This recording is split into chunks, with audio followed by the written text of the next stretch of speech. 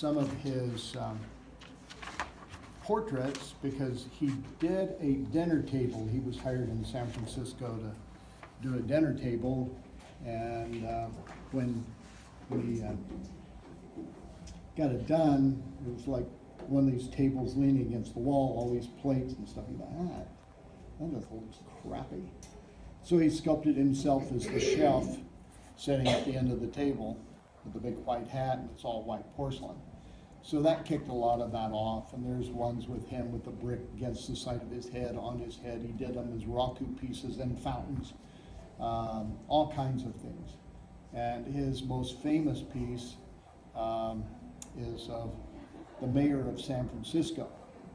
And that one, when he did it, he had problems because he did the graffiti on it. The mayor and his boyfriend was killed. And it was known as the Twinkie case because he was the guy got off from being executed because they said, his lawyer said, well, you drink too many Cokes and ate too many Twinkies. So it's famous Twinkie case in '82.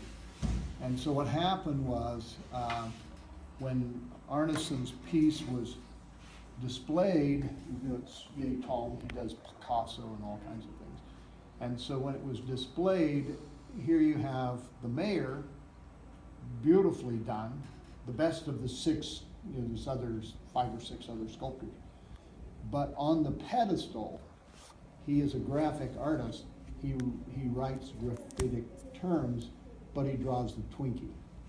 And so people were so upset that the piece had to be removed, it caused him to have a heart attack.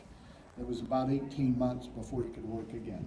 But he's influenced a lot of California artists, he and Bocos and what's his name, Solner. But that's Arneson. We remember this one, Richard Shaw, this is trompe l'oeil. This is Ruth Duckworth. And Ruth met her up at the U and got to photograph her up there, met her at NCCA a couple of times, have a letter from her. And so, anyway, you'll have to look her up. She does lots of interesting pieces. Does anybody recognize this piece? The most famous Japanese guy that got his big kickoff in America, other than Jun Kaneko and dozens and dozens of others. Bernard, yeah. This is Hamada. Yeah. Hamada. He hung out with Shoji Hamada, hung out with Bernard Leach and Daniel Rhodes. Marilyn Levine, famous for all of her leather coats, leather gloves, purses, and suitcases and so forth.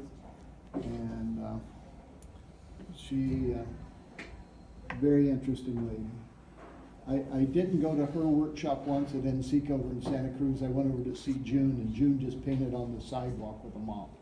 Oh boy, I just missed the boat. And at that time I wasn't photographing for them, I was doing articles. And then they invited him to come up to Weber. So I went up and then I started appreciating, and then after that we kind of became friends.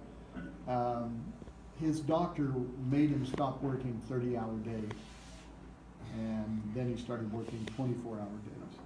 But he is extremely prolific and very wealthy. And Marilyn was one that really kicked off a lot of the trompe l'oeil leather type stuff. And this has got to be one of the Netzlers.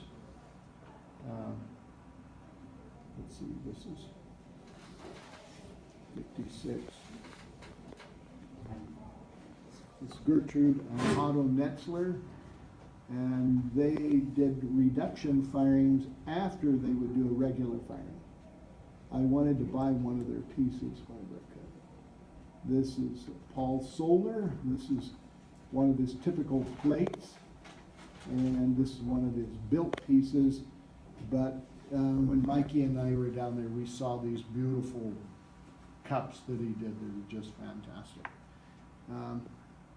Last time I photographed him, he kind of looked at me, oh, Blakely, that's enough. I said, Paul, I want to put my hand on his shoulder. I said, that'll be the last one, Paul. That was the last one I ever took of him. And it's the one of those is the one that Dan Anderson uses. He uses on one of his cups. He uses that one, Ken Ferguson. This is Paul Solner, one of his hand-built pieces. And Paul Solner gave us what? What is his most famous contribution to the modern ceramic world? For those of you, if you're going to be in the field, guys, you need to read a lot, you need to know a lot, you need to understand a lot. And that's why I always give a lecture to the beginning students. If I teach advanced, I always give them a lecture because you need to be reading books, you need to be seeing things, you need to know stuff. Because you're ignorant doesn't mean the rest of the world is. You understand the concept? You either learn it or you don't know it. You either know things or you're on the outside and everybody else is, you know, eating sushi and you're going like, I don't like hot dog. You know, it tastes horrible.